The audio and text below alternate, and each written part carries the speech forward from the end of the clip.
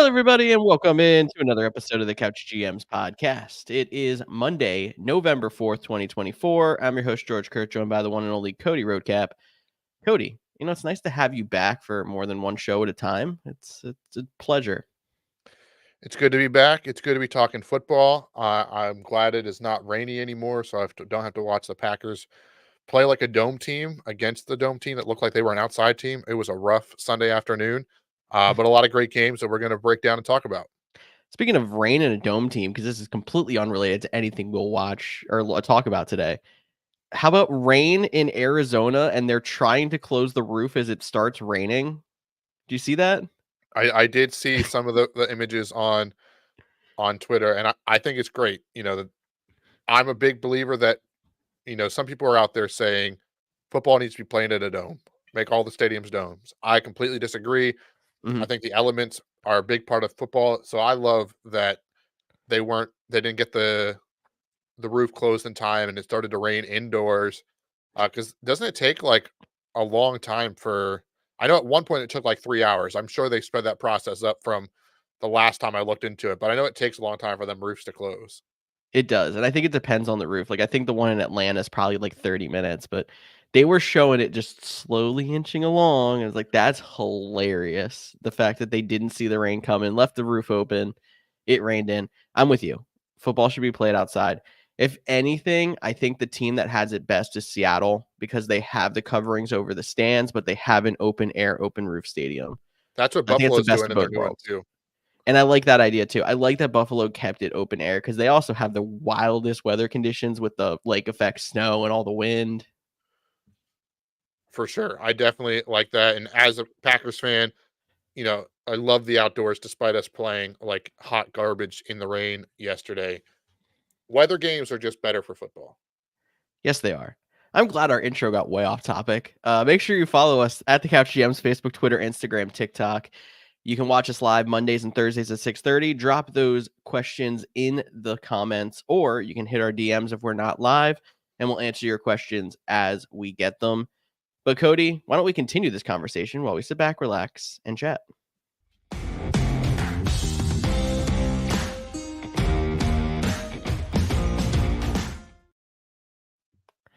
I know Arizona traded for a defender today. No one really important, but there is a lot of trade rumors coming up as the NFL trade deadline is Tuesday. A lot of wide receivers have been moved already. I don't think a lot more are going to be moved, but what other moves do you see coming as we approach the deadline? Yeah, I think we talked a little bit about this before we started recording as we were waiting to go live at 6:30. Uh, it seems like if it's not going to be a big trade deadline, maybe another couple pass rushers. Zadarius Smith from the Cleveland Browns seems to be the favorite. Looks like he might be headed to Detroit, but I think we've seen a lot of trades already unfold over the last couple weeks. There was the wide receivers. Obviously, Devontae Adams leads that one, but Deontay Johnson got moved. Josh Uche got moved at defense for the Kansas City Chiefs. DeAndre Hopkins for the Chiefs. Like we've seen a good amount of deals left. So I don't know how many are left for this week. I think the biggest name to watch would be star pass rusher from the Las Vegas Raiders, Max Crosby. He seems even more disgruntled now that Adams is gone. Could he be a team on the way or headed to a championship contender team? Does he make a last minute splash in Detroit and prevent them from getting Zadarius Smith? I think pass rushers are where we're going to see it at. My team could use a corner. Would love to see that happen. I just don't know who's available at this point from the cornerback position. Big name on campus, Marshawn Lattimore. New Orleans starts ripping some stuff apart. $34.5 million cap hit next year, though, I because of mean, their that's the cap thing is you got to look unmatched. at when you're making a trade like that. But I mean, big name playmaker. It's just can they fit that in the cap with already having to pay Jordan Love a veteran contract? Well, I think the Packers could, and obviously, if he would get traded, some of that money would stay in dead cap to the New Orleans Saints. I don't have the full breakdown on there, but it would still be a high price tag free agent to acquire. But those are the trades you see Marshawn Lattimore traded for a 6th-round pick, and the fan base goes nuts. And it's the tax of having a massive contract. And honestly, it's the next on the list. The Saints fired their head coach after 7 straight losses after starting 2-0. I no longer have to hear George tell me about how he picked the Saints to win the NFC South. That was dead like 6 weeks ago. I know, but I'm nail in the coffin, dirt on top. grass has grown above the grave at this point on that take. But Yes. definitely think the Saints would be a team to look at as a potential seller. There's just not a lot of people left. I mentioned Alvin Kamara. I know he did just sign that new 2-year extension, so it doesn't sound like he's going anywhere. But we'll see. Maybe the Saints try to trade some pieces there. Maybe someone gets a guy like a Rashid Shaheed. Maybe they just need a wide receiver too, similar to how we saw the Patriots go after Mohamed Sanu all those He's years on ago. IR He's on IR for the season. for the season. I completely missed that while I You were was on a boat. on a boat. Yeah, Shaheed's gone But for the a season. player like him could be a potential, like not a big name, but looking for a solid. We saw Will Fuller get moved around before, Robert Mhm. Woods in the past. Who is that this year? A guy like Darnell Mooney. Obviously, the Falcons are competing, but Yeah. someone of his caliber getting moved could be I'm a thinking potential. like Tyler Boyd from the Titans is a possibility. That's name has been thrown around a little bit. Yeah, because Someone they're like that. Tyler Boyd. With the Seahawks losing again, maybe like a guy like a veteran like a Tyler Lockett could get moved. Mhm. There's a lot They're of right in the dead of a playoff race in that division, though. That division's tight. yeah, all at 500. Yeah, but Except the Arizona Cardinals who lead that division. But definitely think that one's going to be hard too. And I think we can say this. I don't think it's going to be splashy, big names. But if it's super crazy and wild, I'll hop back on tomorrow. George may join me or not. And we'll just talk about it. If not, we'll break it all down on Thursday. sounds like a plan, Cody. I'm up for that, but we'll see what gets moved. Keeping an eye on edge rushers because it seems like that is the position that is being looked at the most, but we'll see. I'm going to give one Anything else more. on what was that? I'm going to give one more edge rusher to keep a name on. I'm putting this at like 5-10%, so not a lot. Mhm. But look out for a potential Micah Parsons being on the move. I know people are like, there's Yeah. no way they're going to do it. This Cowboys team is falling apart. Micah Parsons is due a big contract at the end of the season. Do they want to give it to him? Or after they just paid Dak and CeeDee Lamb, do they have the money left? Do they try to get something now for Micah Parsons? Maybe even try to then re-sign him in free agency, try to get something and then re-sign him anyways. We'll have to wait and see there with him, but he is expected to be back this week from that high ankle sprain. So probably could pass the physical on Tuesday if he was to get moved. Truth. And this is down in the weeds of NFL workings.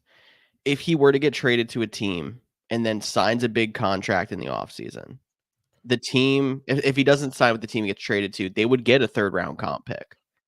So there's a chance Barring, yeah. how he can get a second round pick. The team has the rental, lets him go, gets a third back. It's almost like they did a pick swap. hmm Barring, yeah. The only caveat with this is they would have to not then sign an unrestricted free agent in free agency. That's how the comp pick formula works.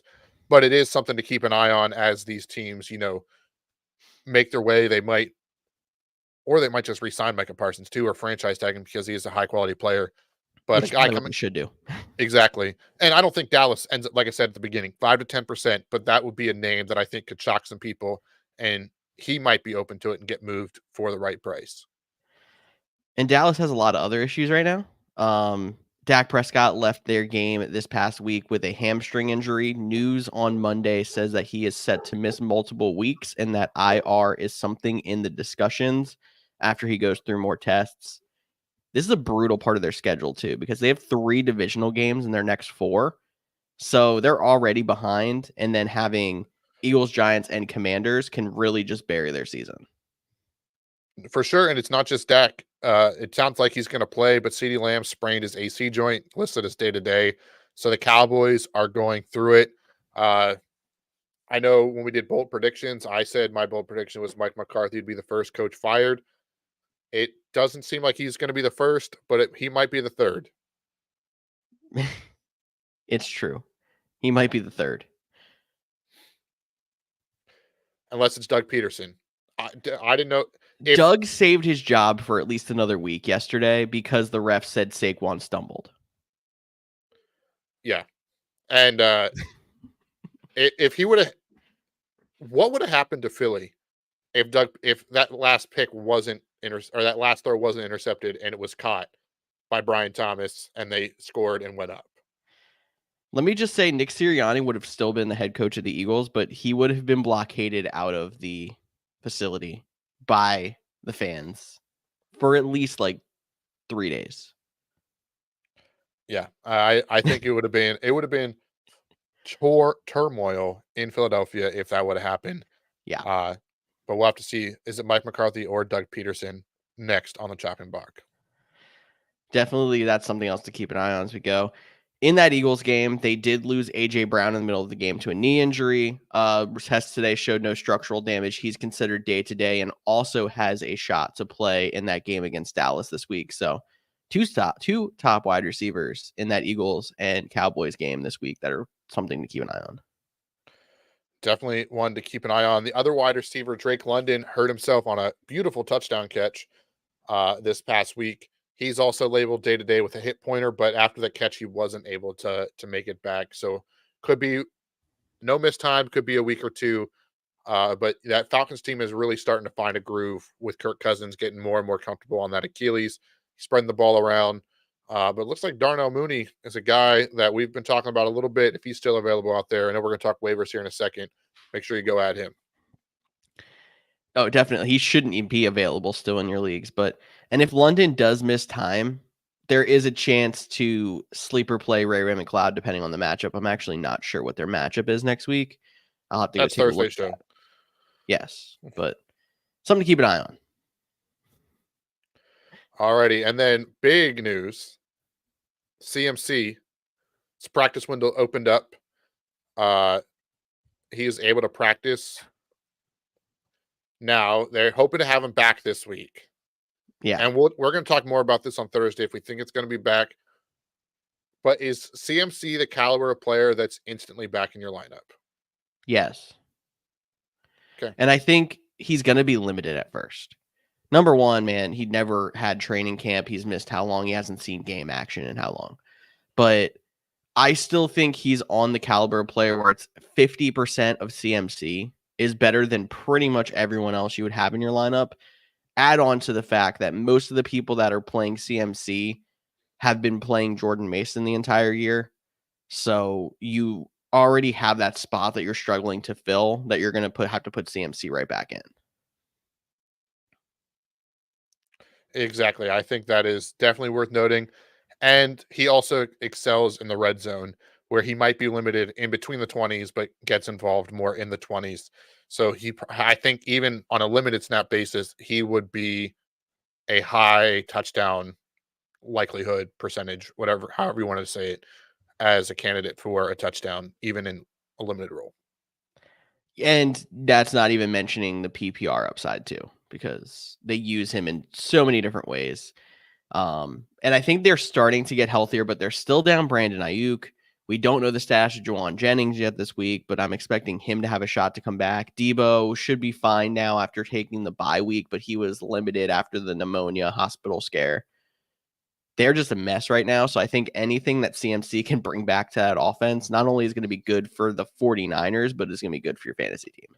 I think that's a great point because when he all got hurt, and we're like, oh, they're going to save him for the playoffs. We expected this team to be 8-2, 7-2, Yeah. 6-3. They're 4-4, third place in their division right now. Like, we still think this team is eventually going to find its way in the playoffs, but it's not that easy cakewalk to get there that we might have once thought, which might be a bigger reason they get CMC more involved early because it's one thing to save him for the playoffs, but you got to make it to need him then. Yeah, and it's not like this is a 4-4 team in the midst of a playoff race, but like the teams in their division have seemed pretty legit. The Cardinals have their issues, but they're trying to bolster their defense, and their offense can pop off when they need to. Kyler Murray's a spark plug there.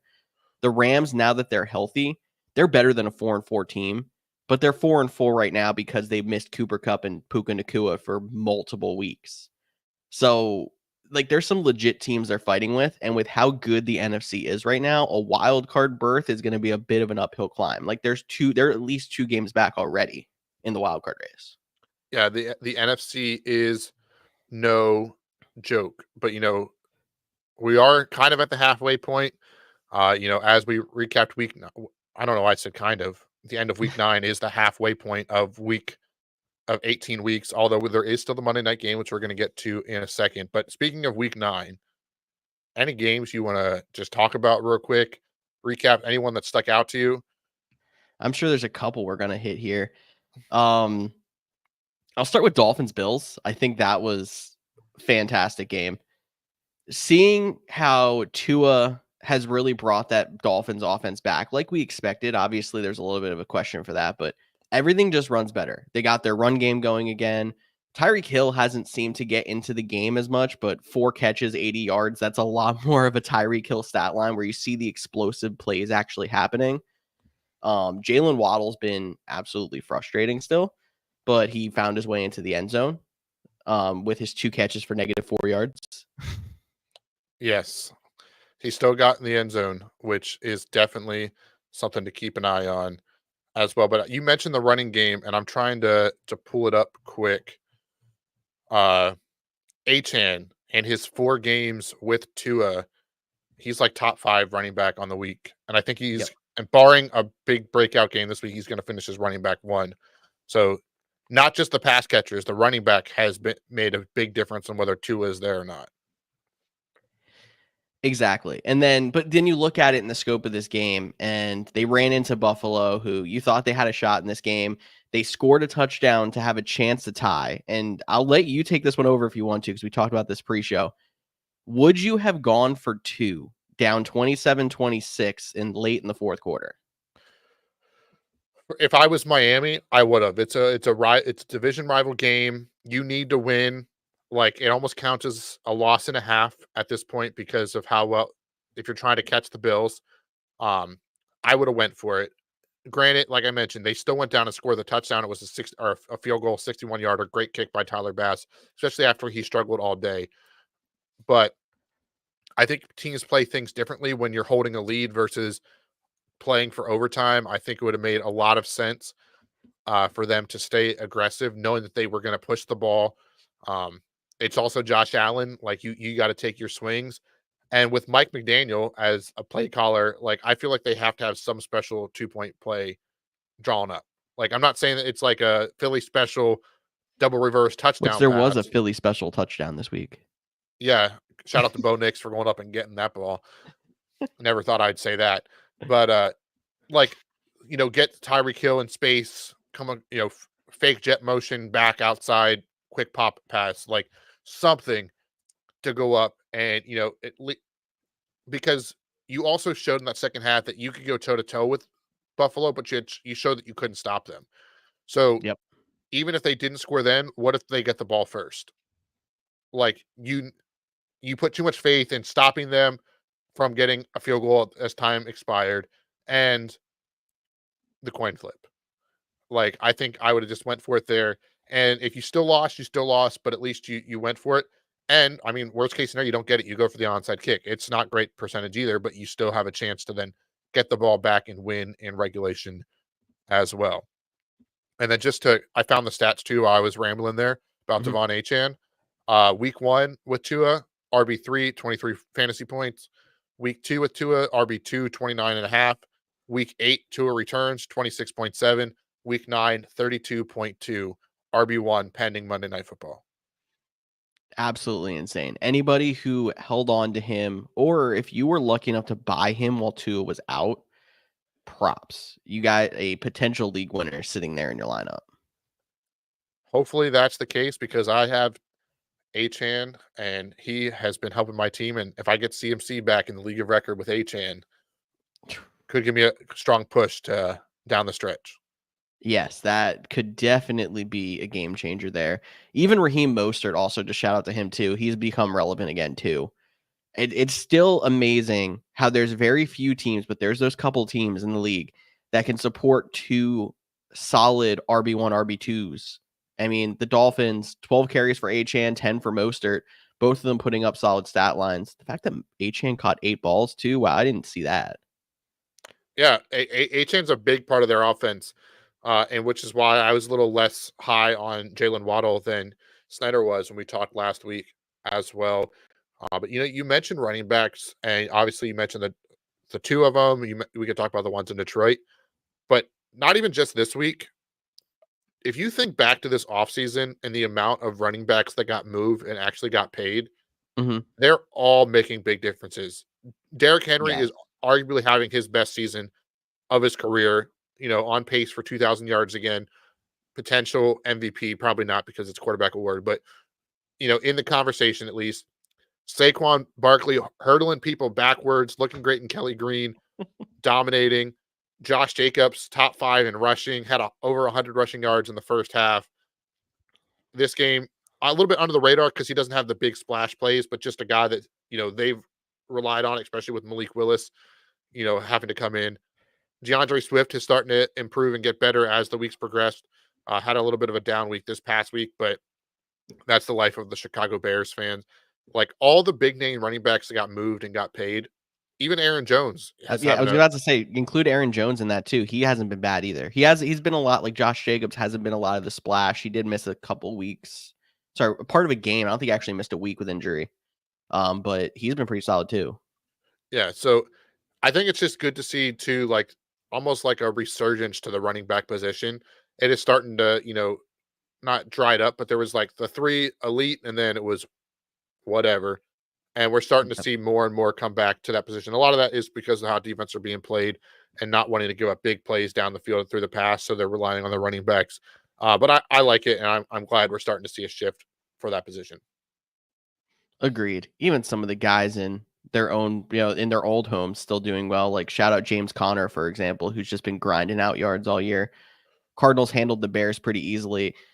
Just want to ask you with the Bears, like they lost that tough game to the Commanders and then just completely didn't show up against Arizona, who I think you and I can both agree are a solid team, but they're not like the best team.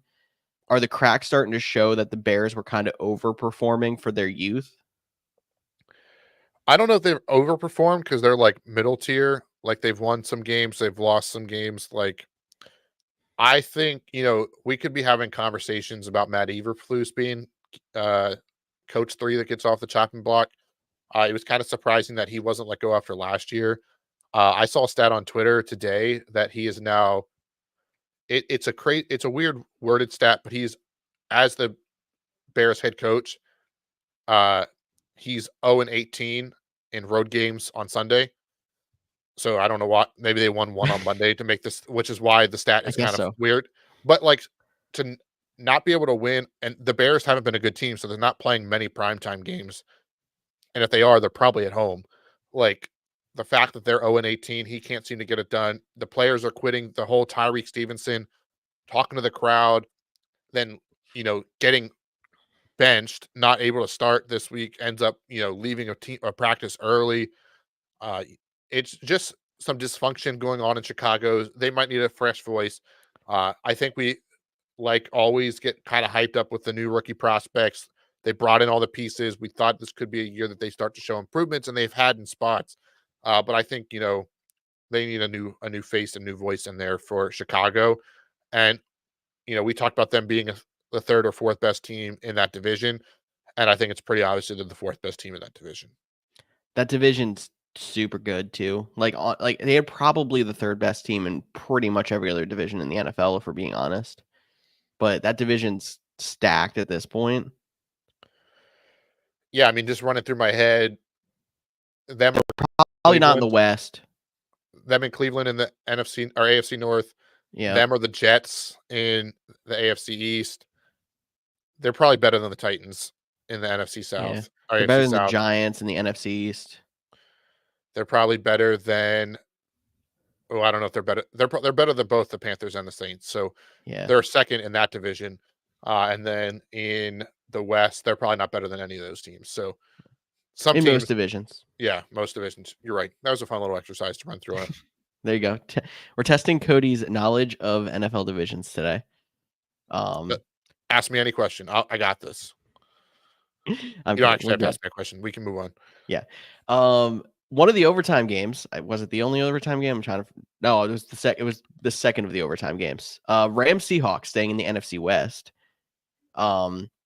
I think the Seahawks, and we kind of knew this after last week, really do run their offense through DK Metcalf, or DK Metcalf really does open a lot of things. And I think we see it. They still put up 20 points. Geno threw 3 touchdowns, but 3 interceptions, and one of them 103-yard pick six that really kept the Rams in the game to go to overtime. Yeah, it was. an exciting game back and forth. The Rams were able to pull it back there. Um, yeah, and DK Metcalf makes a big difference. I mean, at least two of those, I don't remember all three of them, but at least two of those interceptions were in the red zone. And you just can't have that for Geno Smith. But also, DK is a big part of it, but give a shout out to Jackson Smith and Jigba, their second year player out of the Ohio State. I said that just for George, and he rolled his eyes just because You're of that. welcome. Uh, his stat line was like 9 catches, 130 yards or something. 7 for 180 and 2 touchdowns. Yeah. So he was a big day filling in those shoes. You love to see that. Yeah. So Seattle might be the worst team, but they're still a good team in that division. Oh, definitely. And they still have plenty of weapons. I think once they get DK back out of the bye, they're still a team that can go out there and beat anybody on a given week. But Ken Walker getting healthier, getting going again. Jackson Smith and Jigba really establishing himself as a wide receiver too. I don't think Tyler Lockett's getting traded at the deadline because, like you said, they're still in a race there.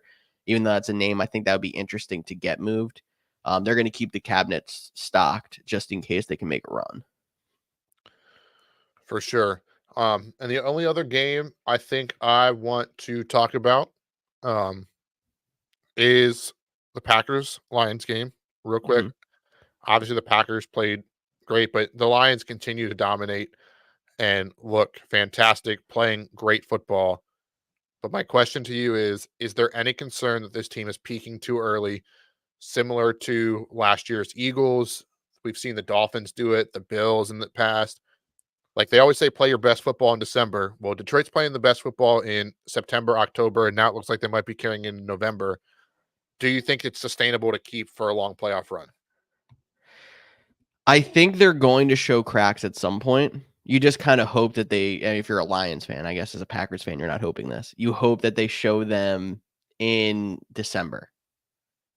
Because like you look at it, like the teams that have made runs, the Chiefs lost a couple of games. The last year's 49ers were actually very similar to the start of this year's 49ers. They had a couple of decent games. They went on like a 2 or 3 game losing streak. Everyone's like, 49ers.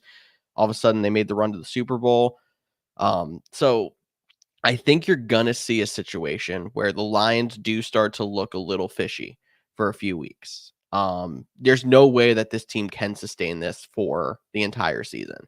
The only team I've ever seen sustain it for an entire season was that one team, that one Patriots team with Brady that went undefeated and then lost to the Giants in the Super Bowl.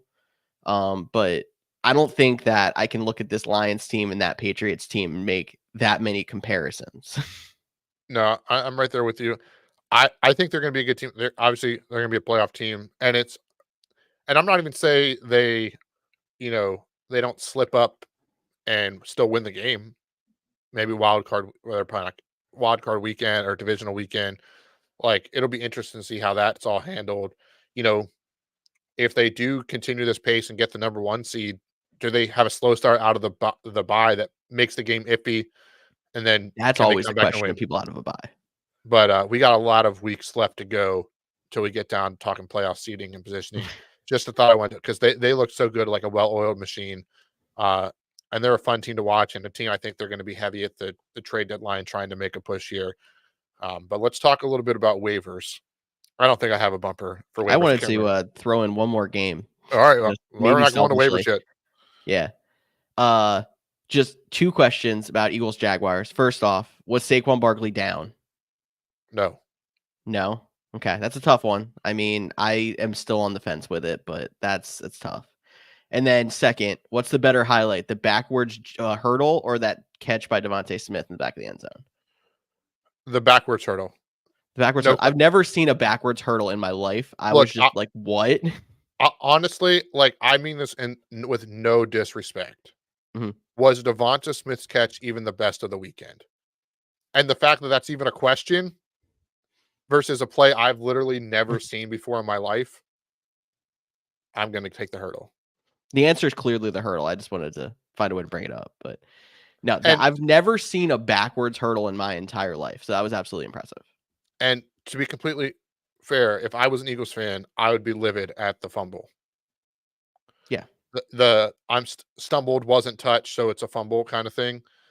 Like I guess technically by the letter of the law, if he wasn't touched and he didn't appear to be giving himself up, then yeah, it was a fumble. But But he was still, touched and then fell into an offensive lineman, and then they said there was a stumble, and then the lineman knocked him over. gotcha. I only saw the play on Twitter, so I'm just going based Gotcha. on what I So was just watching the Packers really fall like apart. 30-second breakdown.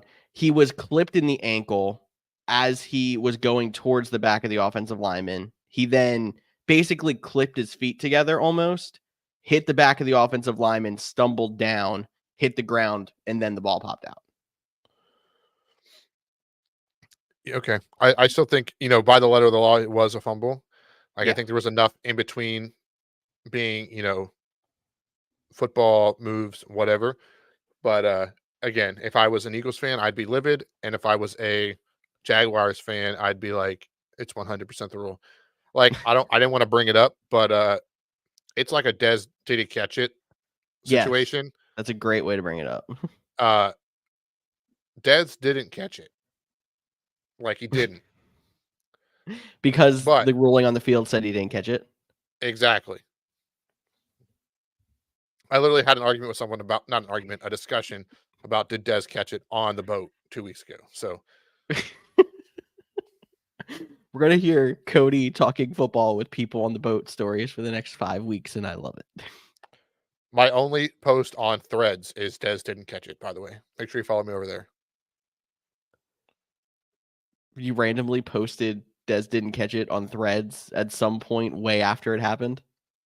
When I created my Threads account, that was the thing I posted, and then I don't know if I've opened Threads since. All right, Cody, that's fantastic. We could go to waivers now. Bump bump bump bump. All right, we're there. All right, cool. That was a good bumper we had there. Buys this week, just to keep an eye out. The Cleveland Browns, Green Bay Packers, Las Vegas Raiders, Seattle Seahawks. So we're back to the 4-team buys. Now, at this point of the season in waivers, we're never going to find somebody who's like a clear cut, this guy's going to make a big difference. So make sure you're keeping an eye on your waiver wire, seeing if anyone interesting got dropped or whatever it might be. But we're just going to do our best with some of these guys that are fairly widely available that you should be keeping an eye on. Quarterback position, I don't think there's a whole lot out there. The two guys I have on our list here, Justin Herbert and Bo Nix. Bo Nix has just been pretty solid. He's right around wide receiver 12. Quarterback 12 right now. And Justin Herbert's had a little bit of a resurgence since coming out of the bye in LA. No, those are great ones. I talked about it. Bo Nix was a top 12 quarterback last week. So if he's out there, you can go add him. And then I also think too, if you're looking to replace Dak Prescott, you might have to go with the Bo Nix or a Justin Herbert or see who is out there. I know Baker Mayfield was dropped in one league that I am, and he's currently QB2. So you might be able to pick him up with the Buccaneers situation. I've seen Geno Smith available in a lot of my leagues too. I know he's probably in like the 60 to 70% owned category, which you normally don't talk about with waivers, but somebody else that's quarterback 10 right now. No, but that was my literally my next point was Geno Smith, Jordan Love. They're not, must start every week kind of guys. They might get dropped this week for someone that needs a spot start. If you can overcome it but need a quarterback next week, make sure you look at you don't have to put a waiver in on Tuesday night. You can let the waiver wire go through. If you're in a fab budget, you can do whatever because it doesn't truly matter because you have a chance at everyone. But if you're in a waiver shuffling position by priority, and you want to try to get one of the top guys you think might get cut, like a Jordan Love or a Geno Smith for the following week too. And that's how you win your leagues. You start to plan when you're going to need the guy and go after him a week or two early. And hopefully some of these wide receivers you can kind of going after a week or two early, because I feel like most of the guys on our list here are guys that we've been keeping an eye on for a bit. Quentin Johnston's coming back from injury. Obviously, it seems like it's a little bit more and more of Vlad McConkey, but Quentin Johnston had a big game this week, so he's somebody to keep an eye on again. The main guy I'm talking about when I was mentioning at the intro this, Juwan Jennings. So we knew Ayuk went down. Whenever Jennings has been in the lineup, he's been very effective, and he's missed the last few games and then the bye week with injury. Now, if he is coming back, I have to believe he's going to slot in as wide receiver 2 and have a role. I think he's the name to look at too. And if he's still available because somebody was holding on to them, I think a name to add on to that is Ricky Pearsall as Mhm. well. Now that he's back and playing, he was a first round pick. People often forget that because of, you know, the stuff he went through this offseason. Before the season, was limited in training camp, but once, you know, Ayuk went down and Debo was limited, I think he finished the week he had a bye last week, the week before that, with 4 or 5 catches, about 60 yards. Like he got involved. So he's another name I think you could look at potentially. Not a guy, if you need a spot start, no. But if you're trying to find someone to replace someone on your bench that hasn't been doing great and you want to take a shot on a young guy that you might cut in a week or two, or a couple weeks if it doesn't pan out. But he's the name I would also add to this list. And now that you're starting to get through bye weeks, there's some teams that might be, through the bulk of their bye weeks. There was a lot of teams that had early buys, so you might have that extra spot on your bench to be able to add somebody speculatively. And I think Pearsall is a good name to look at. The man who's been taking over in Cleveland, and now that they have Jameis Winston at quarterback, even with an ugly week, he's been doing pretty good. Cedric Tillman. I really like Tillman and his usage in the offense. He's been getting a lot of targets. Yeah, I like that too. And I think Cleveland's going to be a name to look at the trade deadline too. A guy we didn't talk about when we talked about potential trades is tight end David Njoku. They take Mhm. another pass catching option out of Cleveland. Uh, he would probably Cedric Tillman. I wasn't a believer after 1 week. After 2 weeks, I was not saying I'm going to waste all my fab on him, but he would probably be my top waiver target from the wide receiver position, and probably my top waiver wire target overall. 6 for 75 and a touchdown, and that was his bad week. So if that keeps up, yeah, there's definitely something legit going on there. And then in Carolina, in the ugliest of situations, somebody who scored a touchdown in 3 of his last 4 games, Xavier Legette. Yeah, I mean, that's why they brought him in to pair him up with Bryce Young. Bryce Young is back starting. They traded away Deontay Johnson. Adam Thielen is still out. He's the number one guy there. The only problem with him is he has a touchdown, but he still needs those touchdowns because this offense doesn't move the ball a lot. So that's Yeah. the concern there. But getting a top target guy, if you need him for a 1 week start, if you have, luckily this week, there's not a ton of wide receivers out. Like you already had a replacement for DK Metcalf last week. The Yep. Packers wide receivers have been, so up and Jaden down. Reed's a top 10, so he's probably the one you're starting most of the time. Right. Jaden Reed was probably the guy you have to replace there. If you got to swap out Xavier Legette for him this week, that's okay.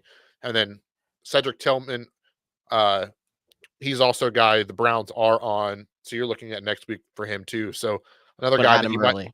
add him early, but you might not have to do them in the initial waiver push too. Either you could do that Sunday night, depending on how your league functions. Exactly. But yeah, no, you're right. There's not a lot of receivers to add for buys. And then most of the new receiver injuries we mentioned are minor, and it looks like they have a chance to go this week. So hopefully we're not stressing too much about the position, but go out there and add as many quality players to your bench as you can, because you would rather stay on top of it. And then instead of when you need it, you're like, I have this guy who scored 2 points a week on my bench that I just haven't been paying attention to. Exactly. And then along those lines too, like take flyers on running backs. There's not a lot of great ones out there. Isaac Garendo, we've talked about him in the past. He is the third string running back for the 49ers, but you're keeping an eye on him because CMC's first coming back and Jordan Mason's status is still up in the air. So maybe you pick him up as a speculative ad, might even drop him by the end of the week if both of those guys are good to go. But he's a name out there because we've seen in the past you want at least one of the San Francisco running backs because they've been balling out. And then some other handcuff options potentially, like Cam Akers, he looked pretty good. And we've talked about Aaron Jones. Having some injury history, he hasn't had it yet, but he's had it in the past. That's another potential handcuff to have as well. Yeah, I know. With me as being somebody who owns Aaron Jones and had the bench spot and was rostering Ty Chandler, the guy now is Cam Akers after the trade. I think that was proven pretty clearly last night as they were actually working Akers in pretty regularly. For sure. And speaking of running backs, I talked about all the running backs that transfer teams. And honestly, the most impactful one I'd probably didn't mention in Joe Mixon. So Oh, that's yes. that's another one. And Chase Brown is definitely probably owned by now. But just double check because he looked great with the Zach Moss injury. So he's probably not available, but double check your lineup. One more on there in Buffalo, Ray Davis.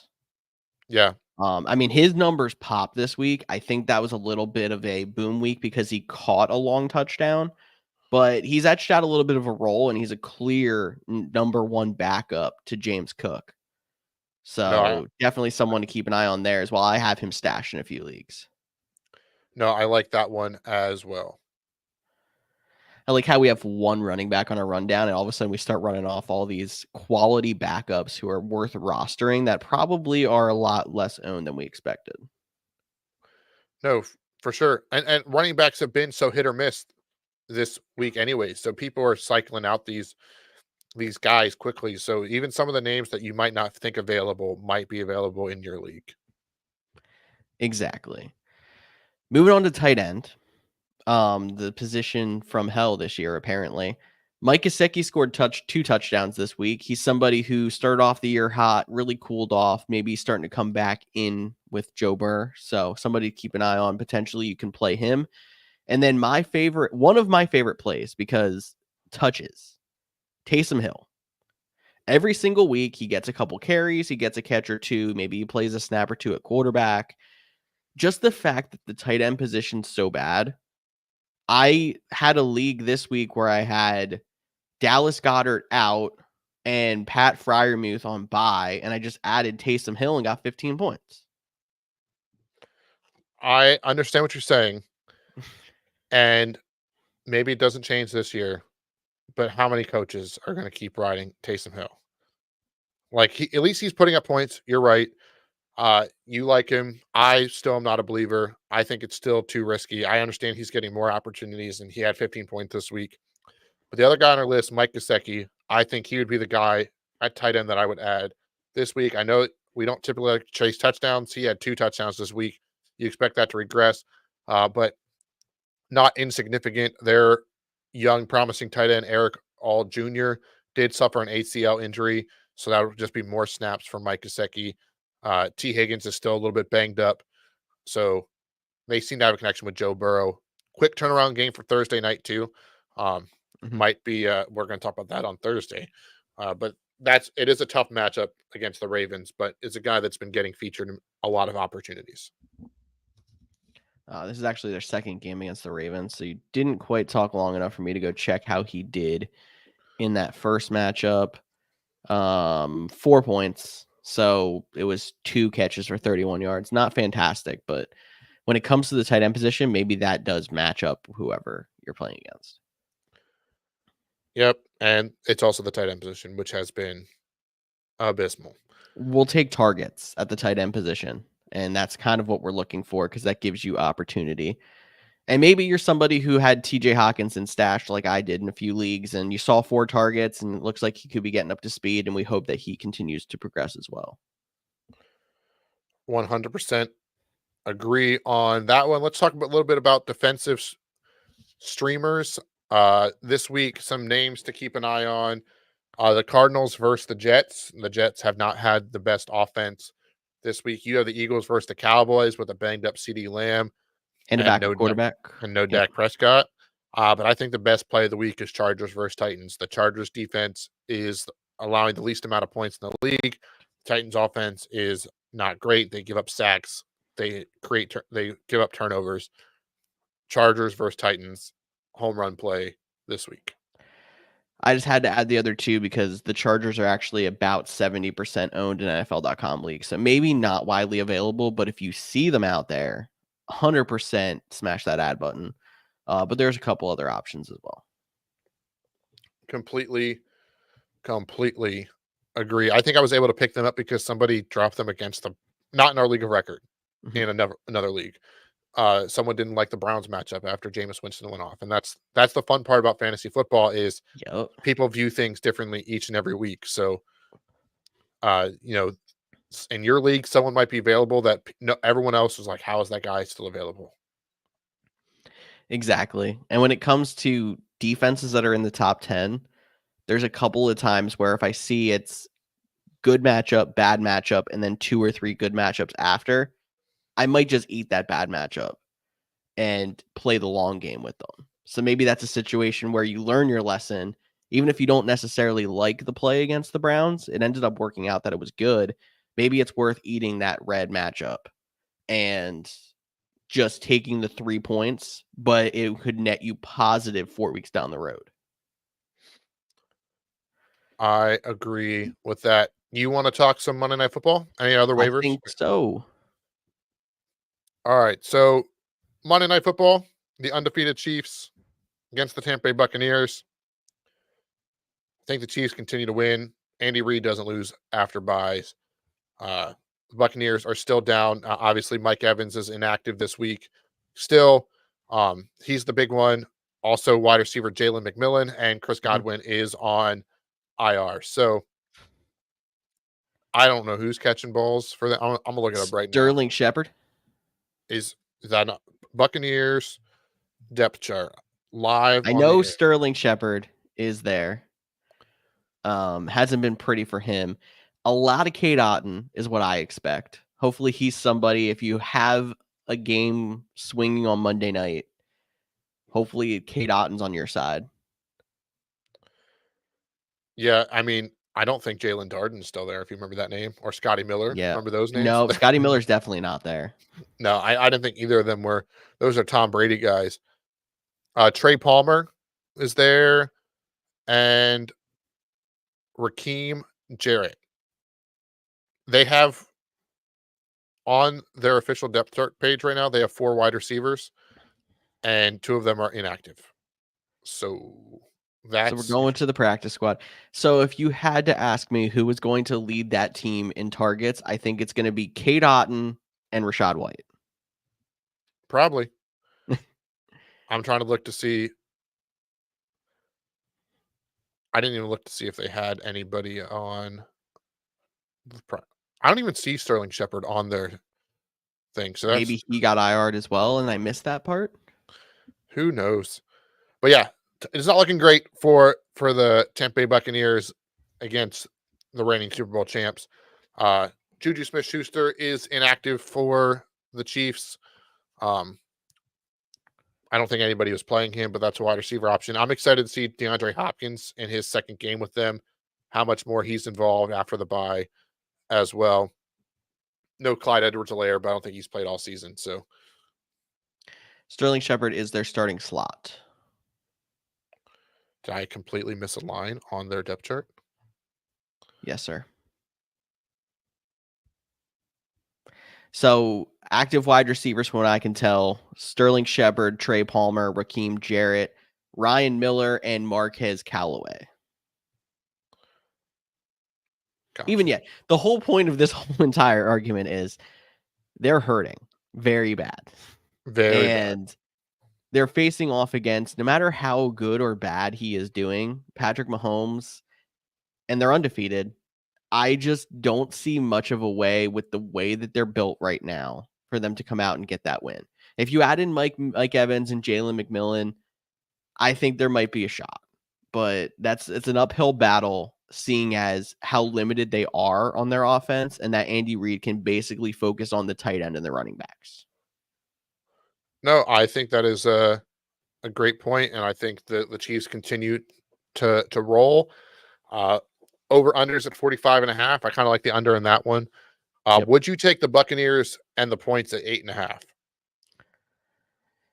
I think if they had McMillan, I would say yes. The fact that they're even more shorthanded, I'm going to more than likely not touch it. If you had to make me pick which, I'd say no.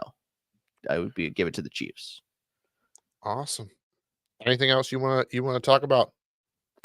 I mean, I guess it's worth noting the Chiefs receivers are basically just as banged up. I know you mentioned they're down Juju. We know they're down Rashee Rice as well, but adding in Hopkins, we'll see if he gets going this week. But there's a reason Mahomes has not been a solid quarterback so far. And Travis Kelce started to come alive last week. Maybe it was National Tight Ends Day. It was a fluke. We'll see. I'm just kidding. It might not have been. For him, I'm willing to give the benefit of the doubt. It can be more than 1 week. The other guys, I need to see more, and not many of them stepped up this week after their national holiday. But George, unless you got anything else, I think that wraps up the show. Yeah, I'm good. For checking out the Couch GMs podcast. We are live Mondays and Thursdays at 6:30 p.m. Eastern. Follow us on social media, Facebook, Instagram, Twitter. Come join the chat if you have questions, have things about your fantasy. Check out your league's trade deadline. We talked about the NFL trade deadline, but fantasy football trade deadlines are right around the corner. So if you have trades that you might need to go through and want some advice, feel free to ask. I'm Cody Roadcap. That's George Kurtz, and we'll talk to you all on Thursday.